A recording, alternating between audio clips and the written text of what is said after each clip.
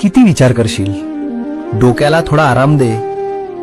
थांब आणि आज फक्त माझं ऐक. तुझं हे सतत विचार करणं मला स्पष्ट दिसतंय. झोपताना हजारो प्रश्न डोक्यात सुरू असतात. उद्या काय होईल, तसं का घडलं.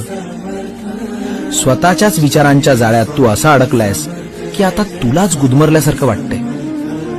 शरीर थांबलेलं असतं, पण तुझा मेंदू रात्रंदिवस धावतोय. आणि वेड्या, ज्या गोष्टींवर तुझं नियंत्रणच नाही त्यांचा विचार करून काय मिळणार.